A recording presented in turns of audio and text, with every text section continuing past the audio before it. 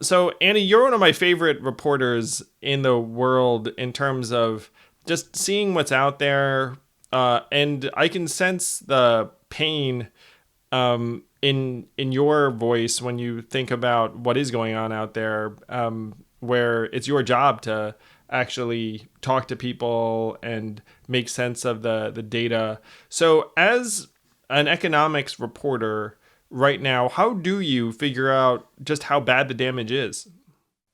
It's pretty hard. This is a really unusual recession. It happened really fast. It was this kind of induced recession for public health reasons. So we had this kind of soft, I don't want to call it a lockdown because we never really locked down, but this sort of withdrawal of business activity that was driven not by the federal government, but by state and local governments and really largely by people themselves being like, I don't want COVID. I don't want to spread COVID. I'm going to stay home. And you had a pretty impressive. I was pleasantly surprised at the CARES Act, how big it was and how aggressive it was.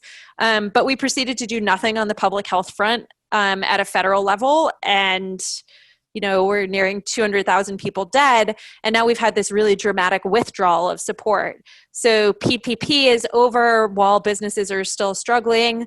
The $600 boost is gone in UI. So that's taking, I believe it's like $60 billion out of the economy every month. And that's tends to be disproportionately lower income families who are quite likely to spend it. And so I feel like we're a little bit in that circumstance where the coyote runs off of the cliff and just is suspended in air for a minute. That's August. These, Yeah. that was August, and I feel like gravity is now going to kick in.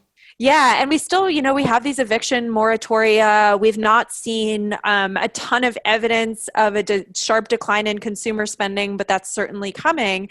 And so it's pretty hard, but you talk to people and people are really frightened and things are really bad. And we are seeing exactly what everybody thought, which is mass business failure. And that mass business failure is going to be the thing that will turn this into something like a depression.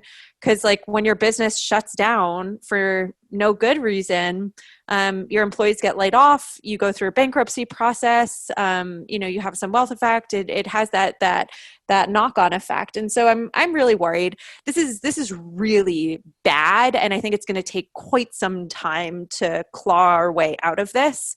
And I think other countries have certainly done better on the health front. I think that they've also done better on the econ front. And the fact that we never really got control of the virus is culprit. It is the alpha and omega of why everything is terrible at the moment. Yeah, you referenced the fact that people are going to make the choices they make. And it's one of the things I find so frustrating about some of the discussions that if a governor or the feds make a decision about businesses in a locality or travel restrictions or the lack thereof, there are still going to be millions of Americans who just look up and say, you know what? I don't think I am going to take that trip. I don't think I am going to go to that restaurant. I don't think I am necessarily going to hit the bar, or the movie theater, or whatnot. And so that set of choices will just have these long-lasting ripple effects for as long as the virus is out of control. And as someone who's run businesses myself, right now your appetite for risk, expansion, expenses is so negative right now that I can see how that's just going to cascade through the economy when people start thinking, okay, I've given it a little bit of time and now I'm going to have to actually start making the difficult decisions, the layoffs, the adjustments. hmm Yeah, I think that that's right. If you just take the kind of capital investment portion of the economy, the hit there alone is probably enough to reduce output over a course of years. How are businesses supposed to plan for the future if the virus is still spreading and schools are still shut down and everybody's still really afraid of this and now we're coming into flu season and people are going to be indoors. It's a really impossible situation that we've put people in. And I think that this is the catastrophe is being born on the back of service workers, low income workers in general. And in terms of the really negative stuff on the horizon, we knew that there was going to be huge problems with state and local spending. Lo and behold, like we're starting to see those layoffs and those pay cuts come through. So that's just buying us a longer recession. And it's really frustrating because I think a lot of the issues here are amenable to policy solutions, and we are not. Both Congress and the White House are just electing not to rely on those solutions.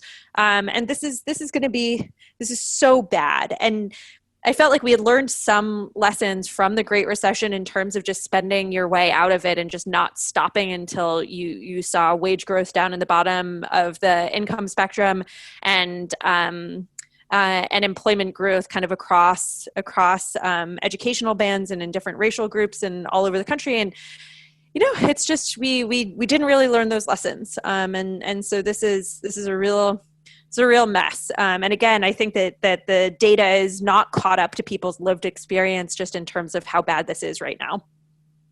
One of the stats that I cited in my DNC speech, which I think really is very powerful and telling, is that approximately 42% of the jobs that are being lost right now will not return. Yes. And one reason why I hit that point so hard is that there are a lot of people, I think, that are waiting for things to quote unquote go back to normal. Yeah. And we need to get used to the fact that what we're seeing right now is actually closer to the whatever new normal is going to be. Yeah, absolutely. So, I mean, I feel like one thing that is happening is that the kind of critical number for Congress, for the federal government, is not that sort of top line, how much money are you spending, right? It's this gap. It's the gap between what the economy could be doing, absent the pandemic and the shutdowns, and what it is doing. And you need the federal government to fill that hole, however big the hole is, right? Like this is the whole notion of Keynesian stimulus. And so, So how big is the hole, Annie? Like how much do you think they should be filling? Yeah, I don't think that 3 trillion, which is the number that they settled on in the HEROES Act, is that far off. Even though they've already spent the 2.2 trillion in the CARES Act, it doesn't matter. They need to spend whatever it is. Will bring that overall number up. And they can do it in the most effective way possible. So we have really good measurements of this thing called the fiscal multiplier, which is for every dollar of deficit spending, how much more does that dollar get spent in the economy, or how big is the impact of it? And I so love if it. you do something like tax cuts, it's a pretty small impact. You do something like sending people with no cash, and it's a really big impact. So unemployment insurance is one of the most effective ways to do this.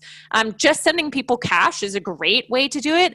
Things like payroll tax holidays are a really bad and inefficient way to do it. So you need the number to be really big, and you want it to be weighted to things that are heavily effective at fighting a recession. And instead, Congress is just like sitting on their hands and not doing anything.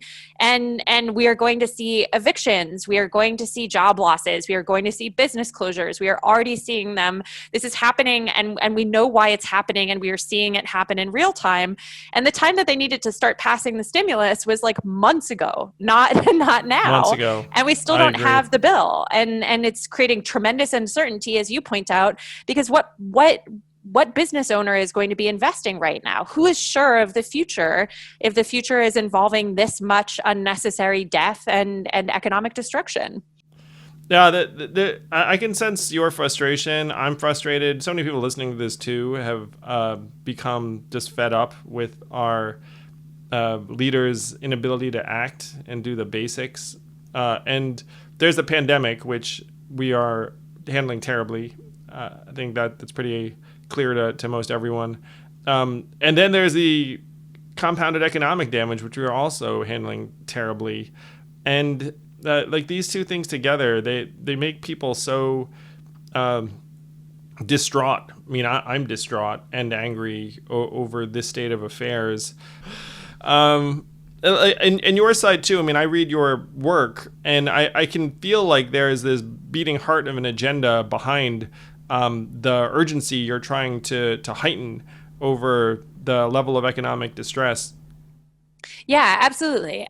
This is a crisis, and I have some I don't know why the sense that it is a crisis and we should be acting with absolute urgency is not necessarily something that all people in the political system share. I certainly think that many do and are screaming their heads off and banging their heads against the wall to try to get things done.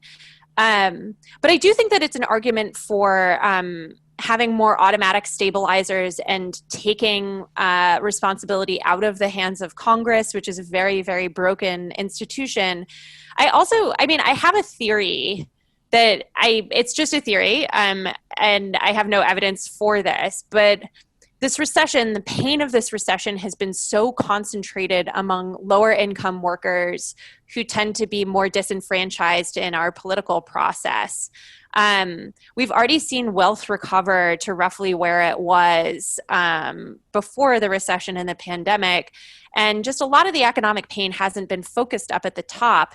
And I do worry that that's maybe part of what's going on here is, the unemployment rate for people who were making a lot of money before, highly educated, is actually not that high. It's gone up, but it's been much, much, much, much higher for kind of service workers, workers who might happen to have less education, or who might have been sort of marginalized in the economy for a bunch of other reasons to begin with. And I feel like, for high income folks, this has now become about the issue of what do you do with your kids, which is a really, really stressful and important issue. But the disproportionate burden of the health crisis and the economic crisis is really being borne by the people with the least capacity to manage it. Thank you for listening in. I hope you enjoyed this conversation. If you did, please do subscribe to Yang Speaks and click on notifications so we can let you know every time we have a new episode.